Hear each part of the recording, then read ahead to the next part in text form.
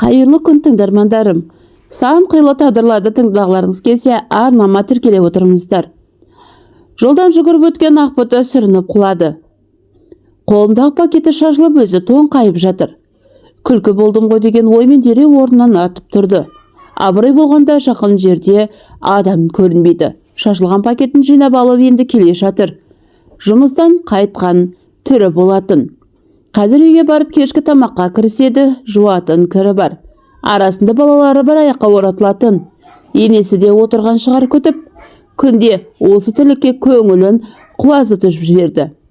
Күйеуінің тұранау, жұмыста қысқартылып, бір апта болды үйде жатыр. Басқа жұмыс істеуге асығар емес. Бәрінен де жанына бататын қайынәпкесі. Күйеуімен ажырасып, бір қызымен қайтып келгеніне 1 жыл болып қалды. Қайтып қосылатын түрі жоқ. Күйеуі енесімен артынан бірнеше рет келген. Шаршаған болса керек, қазір келуді қойды. Басқаға үйленбекші дегенді де естіген. Қайынәпкесі Күлімхан алғаш келгенде момақан болып, шешесі мен інісінің көңілін тауып алған. Өзі жұмыс істемейді, жұмыс істейтін ойы да жоқ. Кемпірдің бір зейнеті қызына жабысып, осы күндердің шешесіні мен өзі билейтін болған. Мына үйге не керек, не керек емес. Ақша қайда жұмсалады? Күлімхансыз шешілмейтін болған. Бар ермегі қызы. Биыл 1-ші сыныпқа барған қызын өтірік, шын аралас сабалап оқытып жатады. Қазірде міне кешкі тамақ істеудің орнына қызымен алысып отыр. Ақбота кешкі тамағын беріп, барлығын жайғастырып болған соң, деп диванға жайғасты. Соны күтіп отырғанда 2 баласын үстіне өрмелеп кетті. Сонда да қоймай телефон шұқып отырған. Қасына Күлімхан келіп отыра кетті. Ақбота деп даусын созып ыздиып отыр. Саған айтатын бір бұйымтайым бар еді деп қиыла қарап. Бұның маған күні түспеуші еді ғой, деп шошып кетті. Дәуренге айтпай қойшы, арамызда қалсын деді. Білмеймін ғой, алдымен айтсаңшы, көрейік дедім. Енді мен осылай сендердің үйіңде қашанғы отырайын, қыстырылып, өзім бөлек шығып, тілігі жасайын деген ойым ғой деді. Астафырла, шын ба, өтірік па? Бұл жақсылық қой деп Ақбота іште қуанып кетті. Қуанбағанда ше, қолында билігі жоқ, енесі үстінен қарағаны ağızda келіп, тайраңдап жүргені соңғы кездері жүйкесіне тоздырған еді. Ойыңыз жақсы екен, маған бір қолдау көрсетіп жіберсеңдер деп көздері бақырая қарап қалды. Қалай? Маған өз ісімді бастағанша біраз ақша керек болып тұр деді. Мен қалай көмектесемін? Маған кредит алып берші. 5 миллион деп қарап отыр. Ойбай, дәмесін зорын қара. Оны кім төлейді екен деп ойланып болмастан. Алғашқы айларда апым төлеп беруге келісті. Содан кейін ақшаны бір айналдырсам, болды ғой, өзім ақ төлеп тастаймын деді. Өз атыңыздан алмайсыз ба? Сұрап көрдім, бермей қойды. Зейнетақы қорым жоқ болған соң шығар деп отыр апам. Кредит дегенді ұнатпаймын, бір рет аузым күйіп қалған. Ойланайын, сонда не істемек ойыңыз бар? Менің қолымнан келеді дейсің бе? Қарағосқа Дардойға барамын, зата келіп сатамын, деп зарлата бастады. Ақбота енесіне қарап қояды. Ол кісі сөзге араласпай бөлмесіне кіріп кетті. Дәуренге айтпа дегені түсініксіз болып тұр. Ақботаның енді жыны ұстай бастады. Қалған жерде үндемей тыңдап отыр. Не дейсің? деп бағдырайып қарайды. Ойлайын деді, орнынан тұрып кетті. Осы күннен бастап Күлімхан өзгеріп шыға келді. Ең қызығы, жұмыстан келсе тамағы дайын тұр. Ертеңгі шайға өмірі көрмейтін тәп-тәттілері де қойыпты. Ақбота шыдап саса бастады. Кредит әперемейін деп өзінше шешіп алған, қалай әперсін? Оған айлығы жетпейді де. Жайлап енесін сөзге тартып көрді. Апа, қызы кредит әпер дейді. Сіздің хабарыңыз бар ма? Ол кредитті қалай төлейді екен? Сіз төлейді екен ғой? Мені не істеп төлейді екен? Тамағынан артылмайды зейнетақым. Үстіме көйлек алып киюге де мұрша бермейсіңдер. Ары жүрсін. Менде не шаруалар бар деп өзінше сөйлеп барады. Бұған таң қалып Ақбота қалды. Күнде кешке ойландың ба деп бір сұрап қояды. Ойланып жүрмін десе, Дәуренге айтып қойма дейді. Апам төлемеймін деп отыр ғой десе, төлейді ғой, қайда барады дейсің деп өзіне сенімді. Ақбота ақыры шыдамады, Дәуренге айтып тынды. Дәурен отырған орнынан ыршып тұрды. 5 миллион? Есің дұрыс па? Әперме. Осыдан әперсең, айтпады деме, өзің төлейсің деді. Бірден әпкесіне барып тиісті. Оған Күлімхан ренжіп. Айтпа деп едім ғой, аузыңа сөз тұрмайды екен дейді. Арада 1-2 апта өткенде аяқ астынан мен Алматыға кеттім. Зинешке дұрыстап қараңдар, келемін ғой деп жиналды да кетіп қалды. Қайда кетті, неге кетті, ешкім сұрамады. Қайта сөздері өздері қалғандарына риза болғандай. Бірақ Күлімхан сол кеткеннен мол кетті. Басында келер деп мән бермеді. Артынан қоңырау шалса өшірулі. Бұл не сұмдық. Зинеште анасын сағынып іздей бастады. Таныстардан нөмерін сұрап еді, ешкімде жоқ болып шықты. 2 ай өткенде Ақботаның телефонына SMS келіп тұр. Алған кредитінің ақшасын төле деп. Есі шыққан Ақбота сүрініп, қабынып банкке барды. Барса өзінің атынан бірі кредит алған. 5 миллион 3 жылға, ай сайын 73 мың деп тұр. Не жыларын, не күлерін білмеген Ақбота есіктен кіргеннен айғайлады. Айғайлағаны не пайда? Пойыз өтіп кетті. Бұл пәленің қайда келгенін үйдегілердің барлығы бірден түсінді. Күлімхан телефон номерін ауыстырып тастаған, Алматының қай бұрышында екенін ешкім білмейді. Ақбота қалаға жүгіріп біраз іздеді. Көрдім, білдім деген адам жоқ. Аяғынан тозып жүйкесі кетіп, түк бітірмей қайтып келеді. Өзінің айлығы кредит төлеуге де жетпейді. Қарызға батып, төлеп күйеуімен қырғын ажырасуға дейін барады. Дәурен жұмысқа шығып, соңында өзі бір ауырып тұрады. Сөйтіп жүргенде 1 жыл өтеді. Қыстың аязы күндері өтіп, көктем шыққанда келіп тұр әпкесі. Түк болмағандай, шырттай болып киініп алған. Қолында бір сөмкесі бар. Қызы мамалап алдынан жүгіріп шықты. Ақботаның атарға оғы жоқ. Енесіне асып, ештеңе айта алмады. Енесі біраз сөйлеп еді. Не болды сонша? Қашып кеткен жоқпын ғой, міне келдім ғой деп шәңкете қалды. Кешке жұмыстан келген Дәурен бірден жұдырығын ала жүгірді. Есі шыққан анасы екеуінің арасына түсіп, айқай шу, балалар шошып, иттері үріп, міне ақша, қалғанын келесі айда таға келемін деп, өзінше ренішіш жұлқынып тұр. Сенде ұят жоқ екен. Бізді қандай қиындыққа тасып кеткеніңді білесің бе дегенде, адам құсап сұрадым, әпермедің, енді не қыл дейсіңдер? Келесі күні қызын алып кетпекші болған кезде Дәурен Зинешті жібермей ұстап қалды. Қызыңды алып содан ары жоғалайын деп тұрсың ғой. Ақшаны толық төлеп бітпейінше қызың саған жоқ дейді. Зинеш кетемінге салып аңырап жылайды. Не істеп аласың дегенде артына қарамастан Күлімхан тағы кетіп қалады. Абырой болғанда 3-4 айға дейін Ақботаның атындағы кредиті өзі төлеп жүреді. Бір күні тағы сап тиылды. Қиналып Ақбота тағы қалады. Күндер өтіп, әупірімдеп жүріп кредиттен құтылды. Ол уақытта Зинеш өсіп, кәдімгідей ес біліп қалған. Осы күндері шешесін көп сұрамайды да, іздемейді де. Көңілі қалған сияқты. Келмейтінін білетін, не тындырғаны белгісіз бір күн келеді. Қызым, сен маған келмейсің бе деп қолын созады. Зинеш шешесіне қарап тұрып бұрылып кетіп қалады. Соған сол керек жетесіз дейді шешесі. Әбден көңілі қалған Ақбота шай да жасап бермеді.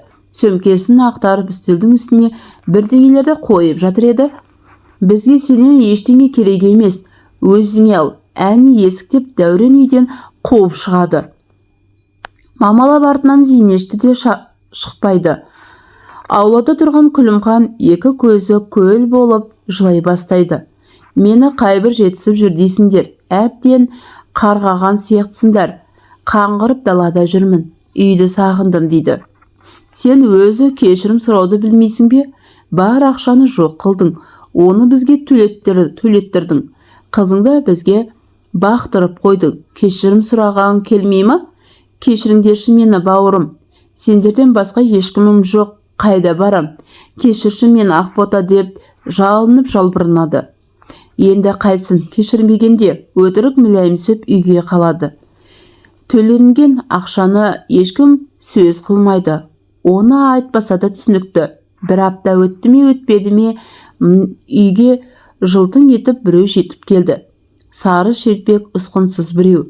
Шын ба өтірік па ыржыңдап күле береді.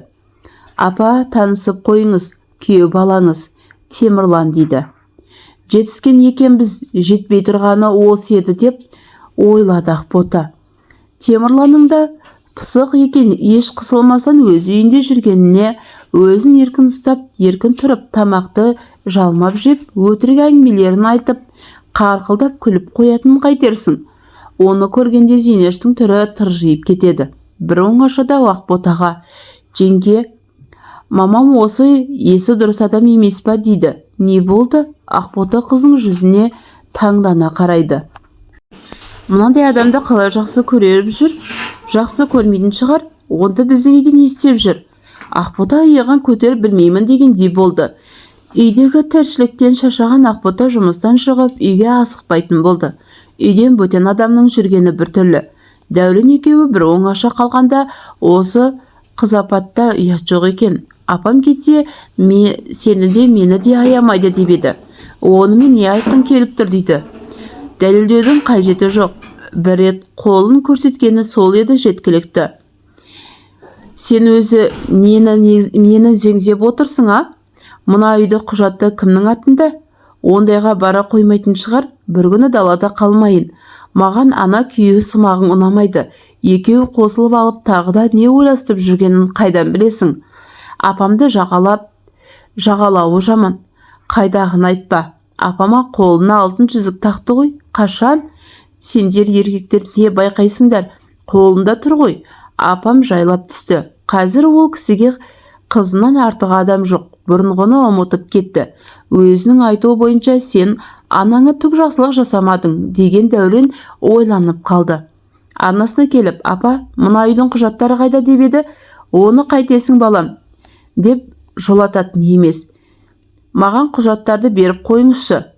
Түрі ғой сандықтың түбінде. Аяқ астынан неге сұрап қалдың?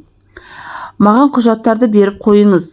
Сандықтан алып беріңіз. Қазір Күлімханға айтайын, алып берсін. Өзім ағалайын, тұрған жерін айтсаңыз болды. Үй мынау, қоймадың ғой қылқылдап. Ал ашта. Дәурен сандықтың түбіне құжаттарды алып бөлмесіне апарып қояды. Шешесі қызына айтып қойған ба, ертеңіне де осы төңіректе тырысып отырып әңгіме қозғайды. Үйдің құжатын алыпсың, ақыры айтылатын әңгіме ғой деп айтатынды айтып қалайын деген Дәурен мен Ақботаның көздері бақырайып бір-біріне қарайды. Қыз болсам да мен осы үйдің баласымын. Бұрынғы заман жоқ. Үйге ұл бала мұрагер болып қалады деген. Апа маған өз еншімді бөліп беріңіз деген деп қарады. Міне, әңгіменің көкесі қайда? Осылай болатынын білдім. Ақбота сұрлана түсті. Дәуреннің де көздері алара, әпкесіне ұрып жығудан тайынбайын деп отыр. Көтек, онысы несей? Сен байға тигеніңде елден қалмай жасауыңа жасап апарғанмын. Апа, 5 көрпе, 5 кесеңді айтып отырған жоқпын. Енді не? Маға мына үйді сатып жартақшасын беріңіз. Ай, сатқаны нес? Мен әлі өлген жоқпын ғой. Тірі отырмын ғой алдыңда. Мен енді қашанға далада жүремін қаңғырып, өзімнің үйім болса деймін. Ана тапқан байыңның үйі жоқ па? Апа, оны сөз қылмаңыз. Бұлар мені тірідей өлтіретін болды деп анасы бетін шымшылап көз жасына ерік берді. Менің баратын жерім жоқ. Менің де құқым бар. Ешқайда кетпеймін. Осы үйде тұрамын деді. Беті бүлк етпестен. Дәурен әпкесінен шоши бастады. Бұндай сұмдықты күтпеген еді. Саған ешкім кет деп жатқан жоқ. Жүрсең жүре бер. Үндемей-ақ тұра бермейсің бе деді шешесі. Бағанадан бері үнсіз тыңдап отырған Ақбота шыдамады. Апа, кешіріңіз, бір ауыз екеу болуда асырағанға. Мені үндемеген сайын көнеді деп отырсыздар ма? Үй кең, сарай емес, менің де балаларым өсіп келеді. Тар жерге тамаша болып отыра алмаймын. Барлығымыз сыймаймыз бұл үйге, деп айтып салады. Күлімханның өзіне істеген қорлығы есіне түссе қаны басына шыққаны. Мен енді сендерге жем болып қарап отырмаймын деп қояды іштей. Бірақ Күлімхан өзіне сенімдеді. Бедіреген қалпы, сыймасаң сен шық, мен ақ осы үйде тұра беремін деді. Сен мені үйден қуып шығудан тайынбайын деп тұрсың ғой? Дәурен әпкесіне адырая қарады. Сөздің соңы аяқталайын деп жатқан кезде енді Ақбота екеуі оңаша өздерімен өсіп отыр. Дәурен, осы апама, саған қарағанда қызың сөзін көп сөйлейді ме неге?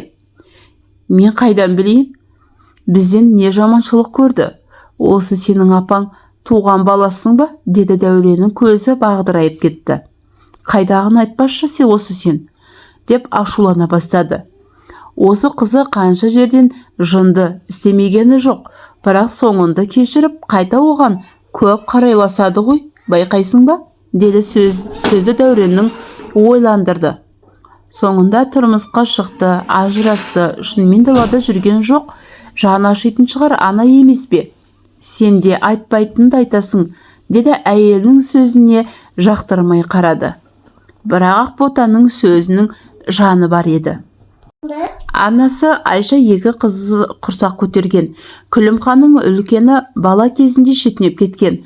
Күлімханнан кейін қайтып құдай бала бермеді. Күйеуі момын адам еді. Ұл туып бермедің деп қызбаланбады. Айшаның сіңіліс жас кезінде бір жолдан көтеріп босандырғанда анасы осы Айшаның үйіне әкеліп тастайды. Ауылда ел-жұртта қарабет болдым. 5-6 ай сенің қолыңда болсын. Босанған соң бірдеңесі тағы болар деп әкеліп тастаған. Сонда Айшаның күйеуі құдай бізге ұл бермеді. Мүмкін бұл бізге беріп тұрған тосын сыйы шығар деп ұлды асырап алайық деген оймен асырап алады. Бөтен емес, туған сіңлісінің ұлы болған соң бөтенсінбей Айша да бауырына басып туған ұлындай асырайды. Бұл құпияны ешкім білмейді. Бұрынғы көршілер білетін, бірақ бала күнінде көшіп кеткен сонымен сыры ашылмай қалған. Күйеуден қайтып келген Күлімхан үйде жүріп анасын билеп төстей бастайды. Жайма шуақ күндердің бірінде сандығына өзі сыртқа шығарып, ішіндегі дүниесін қағып сілкіп желге қақтап алғаны бір. Сол сандықтың түбінде туу аралы куәлікті тауып алады. Дәуреннің анасы ретінде мүлде басқа адам жазылған екен. Соның сырын сұрағанда Айша бар құпияны айтып беруге мәжбүр болады. Одан кейін құжатты жасап алдық қой. Сен мұны өзіне айтып қойып жүрме деген өлердегі сөзін айтып айтпайтын болған. Бірақ іштей бір өзінде еркіндік сезімі пайда болған.